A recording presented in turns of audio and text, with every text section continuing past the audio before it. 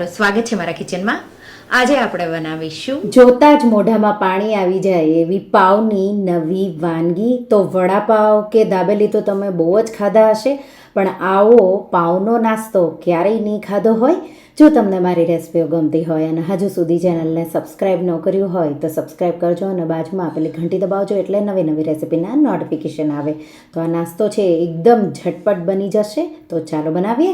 તો એના માટે મેં અહીંયા 20 જેટલા લાઇટ ગ્રીન ચીલી જે આવે, આછા બહુ ડાર્ક જે આવે એ મરચાં બહુ તીખા હોય, એટલે તમારે ધ્યાન રાખીને આવા મરચાં થોડા મોળા હોય એવા જ લેવાના છે. જો તમારે થોડું તીખું જોતું હોય તો ડાર્ક ગ્રીન ચીલી 2-3 આમાં તમે સાથે જ ઉમેરી શકો છો. તો આ રીતે તો કોઈ એક વાટકી સેટ કરી અને એક વાટકી ભરી લીલા મરચાંના મેં ટુકડા કરી લીધા. હવે એ જ વાટકી ભરી અને અડધું આપણે લસણ લેવાનું છે. તો એક વાટકી લીલા મરચાં હોય તો અડધી વાટકી લસણને આ રીતે એના ટુકડા કરી એ પણ મેજર કરી વાટકીમાં હું ભરી દઈશ. હવે એક પેન લેશું, એમાં અડધો કપ શીંગના દાણા, એટલે મેં વાટકી જ લીધી છે પણ મેં કપ લખ્યું છે.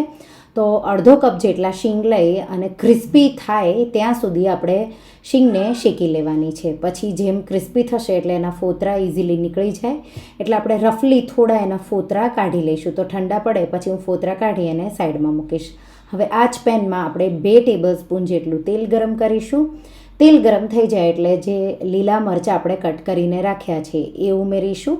તો આ રીતે મેં વાટકીથી મેજર કરીને ઉમેર્યું. તો કોઈ પણ જે બાઉલ ઘરમાં તમારે નાનો હોય એ ભરી લીલા મરચાં લઈ અને એને 2 મિનિટ જેવા આપણે સાતળી લઈશું.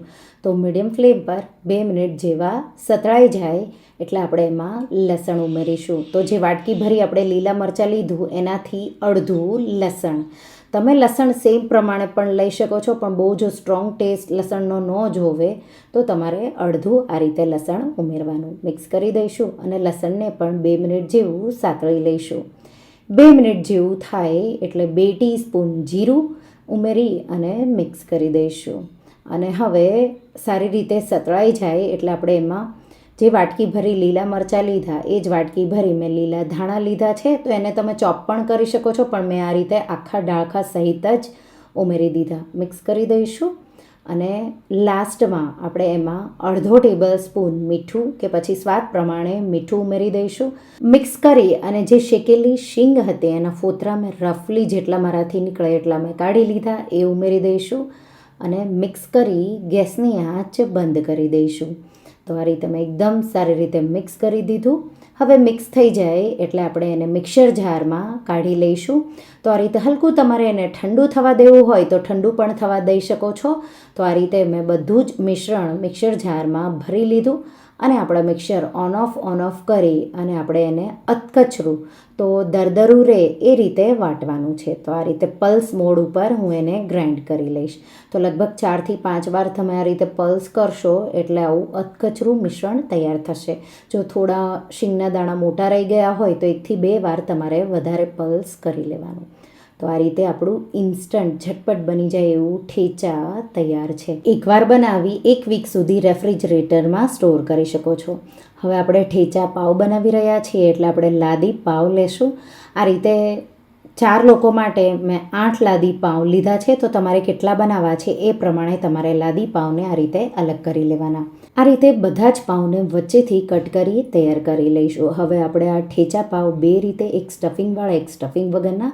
તો સ્ટફિંગ માટે એક બાઉલમાં 2 બાફેલા બટેટા, તો 2 મીડિયમ બાફેલા બટેટાને ખમણી લઈશું. આ રીતે ખમણાઈ જાય એટલે આપણે એમાં મિક્સરમાં જે ઠેચા બનાવ્યું એ 2 થી 3 ટીસ્પૂન, તો તીખું તમે બાળકો માટે બનાવી રહ્યા હોય એ રીતે એડજસ્ટ કરી ઉમેરી દેવાનું. બટેટાના સ્વાદ પ્રમાણે મીઠું તો 1 ટીસ્પૂન જેટલું, સાથે 2 થી 3 ટેબલ સ્પૂન ઝીણા કટ કરેલા કેપ્સિકમ, 2 થી 3 ટીસ્પૂન ઝીણી કટ કરેલી ડુંગળી અને 2 થી 3 ટીસ્પૂન ઝીણા કટ કરેલા ટમેટાના ટુકડા, 1 ચીઝ ક્યુબ આ રીતે આપણે ખમણી લઈશું. ઓપ્શનલ છે, ઉમેરવો હોય તો જ ઉમેરવાનો. તો આ રીતે મેં ખમણી અને ચીઝ ઉમેરી દીધું અને 1/4 કપ જેટલા લીલા ધાણા ઉમેરી દઈશું. 1 થી 2 ટીસ્પૂન ચીલી ફ્લેક્સ ઉમેરી અને બધી સામગ્રીઓને એકદમ સારી રીતે મિક્સ કરી દઈશું. આ રીતે મિક્સ થઈ જાય એટલે તમે હવે પાઉં વચ્ચે આ ભરી શકો તો તમને દાબેલી જેવો પણ આ સ્વાદ આવશે, એટલો ટેસ્ટી એવું આ લાગશે. તો આ રીતે મેં મસાલો તૈયાર કરી લીધો. હવે એક નોનસ્ટિક પેન ગરમ કરીશું અને એમાં આપણે લગભગ અડધો ટેબલ સ્પૂન જેટલું બટર ઉમેરીશું. સાથે આપણે એમાં 2 થી 3 ટીસ્પૂન જેટલું ઠેચા, તો અહીંયા તમે કેટલા પાઉં લઈ રહ્યા છો એ પ્રમાણે તમારે ઠેચા ઉમેરવાનું. આ રીતે મિક્સ કરી અને મેં એને થોડી સેકન્ડો માટે સાતળી લીધું. તો અહીંયા હવે હું આ 4 પાઉં માટે લઈ રહી છું એટલે મેં બીજો અડધો ટેબલ સ્પૂન જેટલું પણ ઠેચા ઉમેરી દીધું. આ રીતે સરખી રીતે તમારે એને સાતળી લેવાનું. 1 મિનિટ જેવું સ્લો ટુ મીડિયમ ફ્લેમ પર, કારણ કે આપણે ઓલરેડી સાતળીને લીધું છે. એના પર હવે આપણે જે પાઉં જે કટ કરીને રાખ્યા છે એ 2 આ રીતે ઉમેરી દઈશું. એક પાઉંમાં બહુ વચ્ચે મસાલો આપણે નહીં ઉમેરીએ, એકમાં આપણે એકદમ સારી રીતે વચ્ચેનો મસાલો ઉમેરીશું. તો આ રીતે મેં એક પાઉંને થોડું જ મેં એને મસાલો ઉમેરી અને આ રીતે એને લઈ લીધું અને એને આપણે અહીંયા મૂકી દઈશું પાછું. અને બીજું જે પાઉં છે એ આપણે પ્લેન રાખી રહ્યા છીએ એટલે એમાં મસાલો તમારે વધારે લેવાનો. અને આ જે પાઉં છે એમાં આપણે જે સ્ટફિંગ માટે જે બટેટાનો મસાલો તૈયાર કર્યો છે ઠેચાવાળો, એ આ રીતે એકદમ સારી રીતે ભરી દેવાનો. તો આ 8 પાઉંની રેસીપી છે, તો તમે 8 પાઉંમાં આ મસાલો ભરી શકો છો. ઉપરની સાઈડ પણ જે મસાલો આપણે સતળાય છે એને આપણે ઉપરથી આ રીતે મૂકી દઈશું.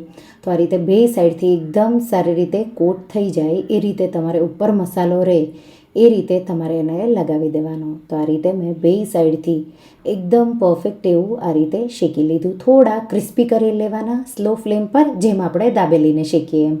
ક્રિસ્પી થઈ જાય એટલે તૈયાર છે.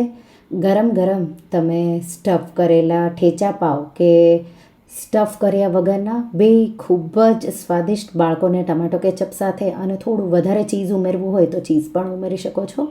તો આ રીતે મેં 8 બ્રેડના ઠેચા પાઉં તૈયાર કરી લીધા છે. સર્વ કરવાનું, ઉપર લીલા ધાણા, થોડું ચીઝ ખમણી લેવાનું, ચીલી ફ્લેક્સ ઉમેરી દેવાના અને ગરમા ગરમ આ સ્ટફ ઠેચા પાઉંને તમે સર્વ કરો. તો જો તમને દાબેલી કે વડાપાઉં ભાવતું હોય તો તમને આ નાસ્તો ખૂબ જ ભાવશે અને ઓછી મહેનતે ઝટપટ બની જાય એવો આ ઠેચા પાવ તમે એકવાર જરૂરથી ટ્રાય કરજો, તમને ખૂબ જ ભાવશે. તમને આ રેસીપી કેવી લાગી મને કમેન્ટમાં જરૂરથી જણાવજો. અને જો તમને આ રેસીપી ગમી હોય તો વિડીયોને લાઇક કરજો, શેર કરજો અને મારા ચેનલને સબસ્ક્રાઈબ કરજો. અને આવી જ નવી રેસીપીઓ માટે તમે બેલ આઇકન બટનને પ્રેસ કરજો. Thank you for watching.